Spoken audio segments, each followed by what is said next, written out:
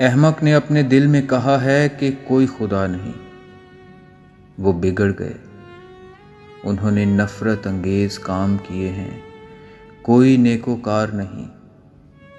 خداوند نے آسمان پر سے بنی آدم پر نگاہ کی تاکہ دیکھے کہ کوئی دانش مند، کوئی خدا کا طالب ہے یا نہیں۔ وہ سب کے سب گمراہ ہوئے، وہ بہم نجس ہو گئے، کوئی نیکوکار نہیں، ایک بھی نہیں۔ کیا ان سب بد کرداروں کو کچھ علم نہیں جو میرے لوگوں کو ایسے کھا جاتے ہیں جیسے روٹی، اور خداوند کا نام نہیں لیتے؟ وہاں ان پر بڑا خوف چھا گیا، کیونکہ خدا صادق پشت کے ساتھ ہے۔ تم غریب کی مشورت کی ہنسی اڑاتے ہو، اس لیے کہ خداوند اس کی پناہ ہے۔